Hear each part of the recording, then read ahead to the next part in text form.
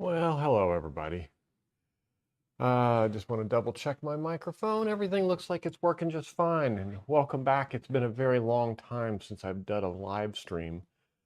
I've been extremely busy but we're all these YouTube creators. We always have excuses for not doing things. I was sitting here today, just today, and thinking I really needed to do a live stream. And I'm like, okay, so what's stopping me from doing it? Um, And so I decided that, no matter what, no matter how, or no matter why I was here, I was going to get a live stream off today and discuss some of the more finer points that I've seen going on and some of the issues that I've had. For those of you who don't know me, my name is Matt. I run a YouTube channel about solar, and I also run this YouTube growth channel here. This one is kind of a work of passion for me. I put what effort into it I can. I haven't taken it on really like I have my solar channel where I release content on an extremely regular basis. Um, but that one's also a lot bigger. So I can understand a lot of the motivation issues that a lot of us have with getting out and creating content and stuff like that. So that's one of the things that I think it'd be good for us to talk about also, is when you get started with a YouTube channel, you hear over and over and over lots of people talk about consistency, about um, you got to put in the work going in order to get it to coming out. And that's probably some of the best advice, generic advice that you're going to get out here on getting started with a YouTube channel. You're going to get out of it what you put in. The problem is sometimes that means that you have to put in a whole lot before you get anything out. Now, it could have long-term dividends, and we can talk about two types of success, or we can talk about the struggles and we can talk about the successes. I have as I said, I have a YouTube channel based on solar creation. And on that channel, I don't remember, I mean, I remember there being struggles with me figuring out what content I wanted, how to do it, what my schedule was going to be, how often I was going to post.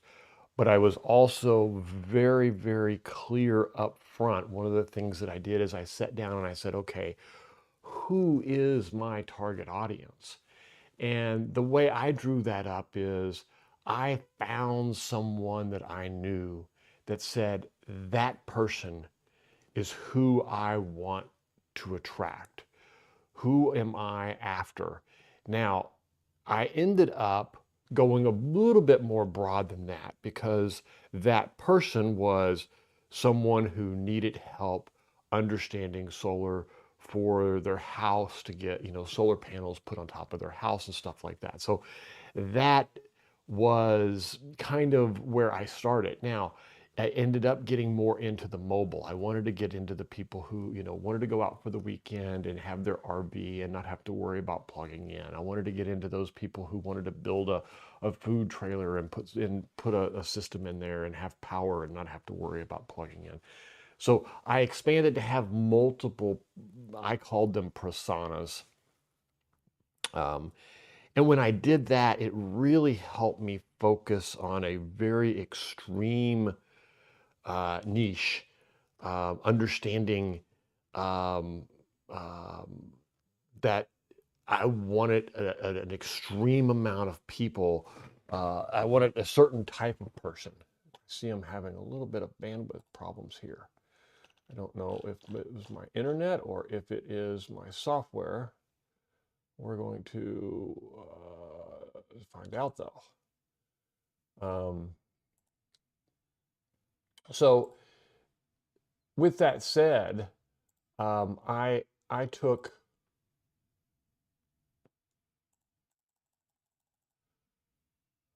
let's just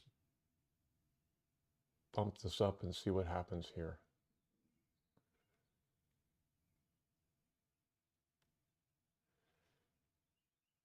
So anyway, with that said, I took an extreme amount of effort, put it towards getting that person defined very well. And I went so far as to actually pick a neighbor that I had that was asking me questions and said, okay, this is, if someone asked me in person to explain what I wanted to be able to sit there and talk to that person and then use that person later to help me define what I was doing. And I think that's why that channel did so well, is that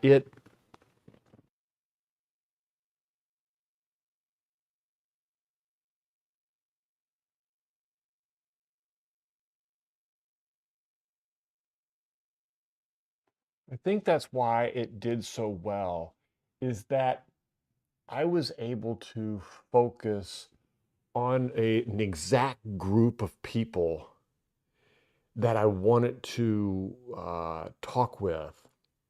And when I did that, it allowed me to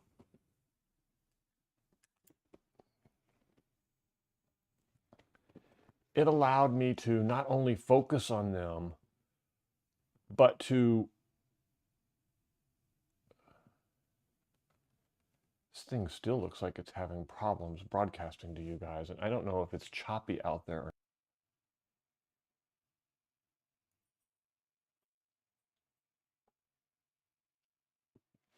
Either way, so that was kind of my first channel and my first thing. And one of the big things that helped me up front was getting involved with getting involved with others in the realm. That was one of the things that really helped me a lot. Is making sure that I had other people that were going through similar type, having similar type problems than me. I had several people that were on the same path as me. One that was quite a bit ahead of me, or a little ahead of me, and had just gotten that first real hit. And I'm going to use the word viral, but probably a viral video. Um, and his channel really exploded. And some of you may even watch him, Rob the Maritimer. He's extremely um, honest, front forward, walk through recording, post those videos and stuff like that. And I liked that about the way he did things. And then there was Brooke, and Brooke was a smaller, struggling mom, recently divorced and living, dealing with life itself. And then at the same time, building an online business and working for herself and stuff like that. So that one was really good also. So I liked that. And those were the two. Now, since then, I've started watching like Ty, and I like Ty because he's very analytical about it. He's got some really good facts. The point I'm making here, and it doesn't matter how many I watch, and it's probably 4 or 5 when it's done. Um, but the idea behind it is that none of us know everything. We're no different than, I mean, even if we do have a lot of knowledge, the fact is that even TV producers and movie producers and directors and even those wonderful, awesome ones, they sometimes get things wrong and sometimes have a hard time seeing that vision that you need to move things forward. And sometimes they don't.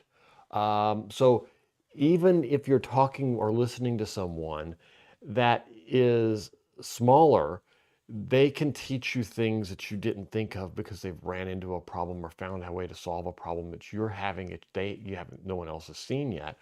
Or the larger ones can show you things that you can anticipate in the future so that when you do run into them, you're not struggling with them as much.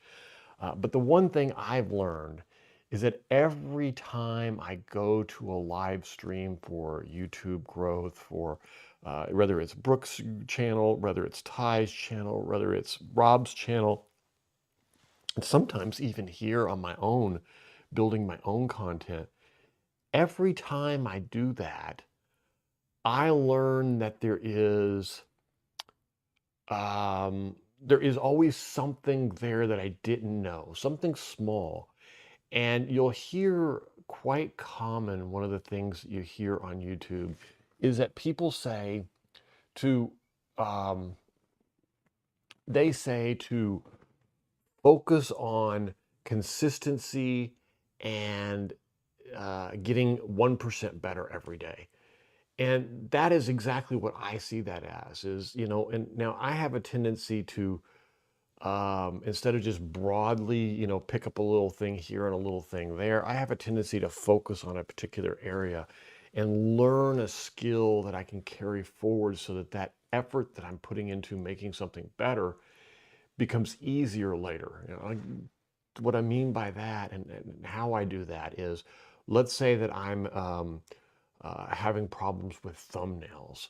One of the big things that I did was I spent a lot of time understanding the different types of thumbnails, the different tools I could use to put text on the thumbnails, the different tools I could use for some of the AI tools that I could use to help me generate some of the basic concepts behind them. Even using AI, like I use a lot of the times, I'll use Chat GPT to come up with ideas for thumbnails, for um, all those type of things that I'm looking for. So that's, and then I would focus on that effort and learn that tool, whether that is, whether it's DaVinci Code for editing, or CapCut for editing, or whether it's a Adobe Photoshop for, touch up on things, or whether it's one of the couple of tools that I use to build thumbnails is actually, I use a combination of things. A lot of times I'll get ideas from Chat GPT. I'll get them to build me, quote, an AI description of a thumbnail, and then I'll take that over to vidIQ and have vidIQ produce me a couple of fairly high quality productions of it. Sometimes I have vidIQ incorporate my picture into it. Sometimes I don't. Um, but I've learned that if I get the right description and enough content and enough twisting and changing and stuff like that, I can usually get pretty close to what I want for an image. Being very careful to not have AI do the job, but have AI assist in the skill set that I lack. Um, I have no problem, being in front of a camera and talking, and a lot of people do. I understand that. Um, but I do have a lack of skill when it comes to artsy type things and stuff like that. Some people have the obsession of overthinking and overproducing and over editing. I have a very clean line of here's the finish line, and we're going to do what we need to do up to that point. Cut, chop, go. Sometimes cut, chop, go is not the right thing to do. You need to obsess a little bit more and make a little bit better quality and stuff like that. So sometimes that's my focus. Um, but a lot of the advice that you're going to get from things like this aren't tailored specifically to you, and therefore um, you have to watch the watch enough content to where you understand what is going on and how to use that content to your advantage. And so for me, that was attend a couple of live streams, watch a few videos, get involved in the day-to-day production of videos, of making them, of that. Now, this brings up a really important subject for people. And I have worked with some people that have got tons of video school, editing, all these type of things, and they go in and they think to themselves that that they have all the answers and they know exactly what they're doing. And as much of those skills they may have for producing what they wanted to produce in school or in class, or they had a very defined um, project, it may not be any of the same skills that are needed in real life.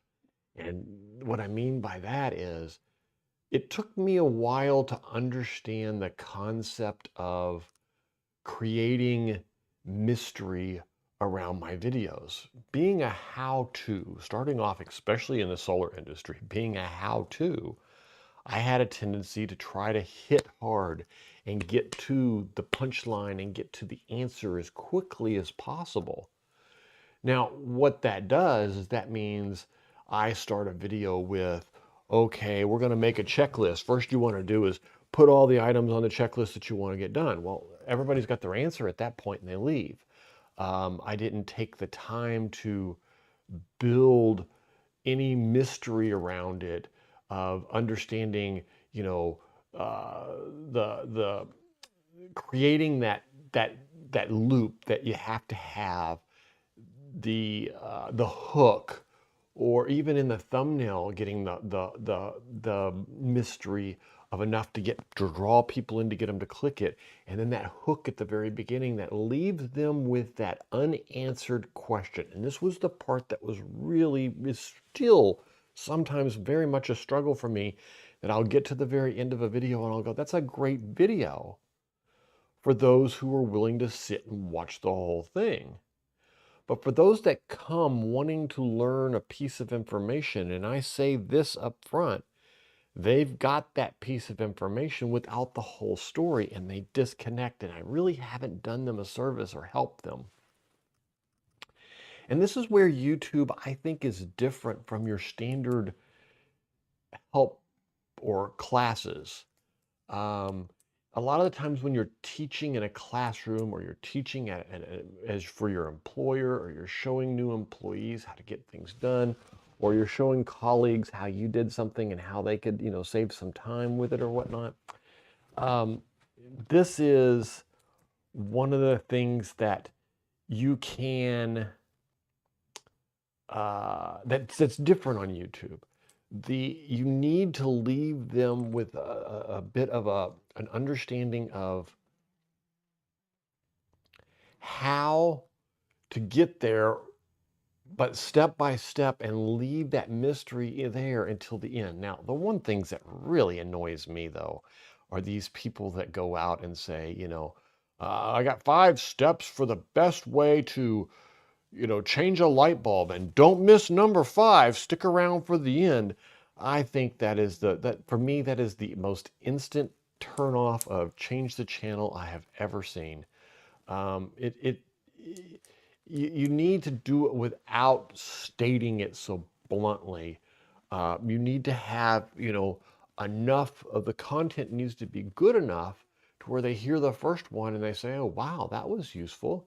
I wonder what number 2 is. And oh, wow, that was useful. Where you're creating that loop between each one, as opposed to try to create some loop to get them to watch the whole thing that is, stringing them on, or making it obvious that you're saving, quote, the best for last.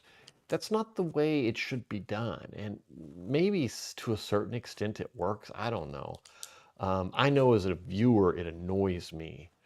It really annoys me when I hear that, and it almost instantly gets me to stop watching most of the time it will stop me from watching people.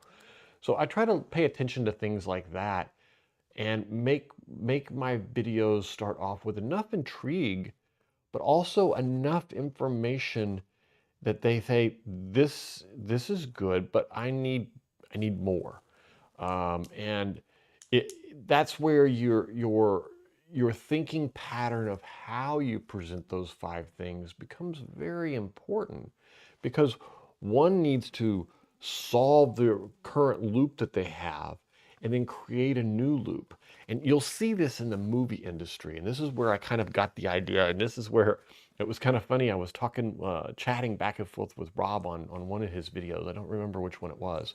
But we were talking about how watching TV and movies now is completely different once you're a creator. So for me, I watch all the commercials with very high interest these days. And my wife even says sometimes to me that that's kind of weird. Why are you watching that so closely? Because a lot of what they're doing in that 30-second spot is what our initial hook is about. I like to watch how they transition. I like to watch how they set the hook. I like to watch how poorly some of them can do, where they hire a local company um, to build their videos, and that company does such a bad job that it's difficult for them to for the video to even grab your attention. There's a local law company here near us that's like this, and um, it basically has this horrible manufacture company building for them, and it is exactly that problem. It is that they don't understand what they're doing, but it really makes it interesting for me because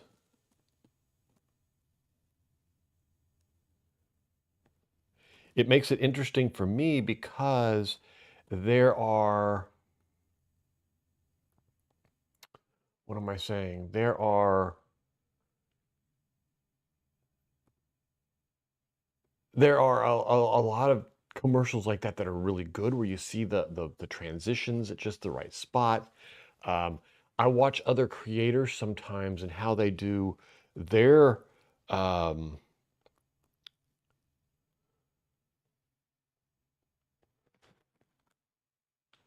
I'm just checking the stream. It looks like there are.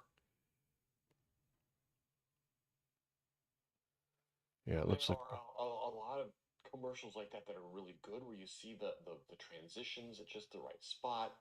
Um, I watch other creators sometimes. Looks like it's okay. Anyway, moving on, and that is one of the things that I like to focus on. When you get started, the key here is the. A lot of people ask how many videos should you be publishing and how many should you not be publishing, and the answer is that it depends on how well you're being um, received. And that's when you're going to want to figure out. Um, I don't understand why this is.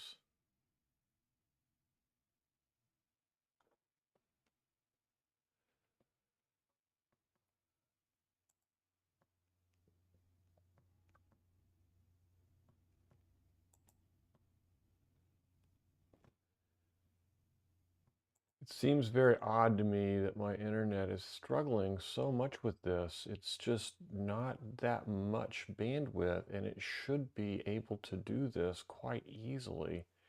And I don't understand why I have such a high drop rate going on here, but I do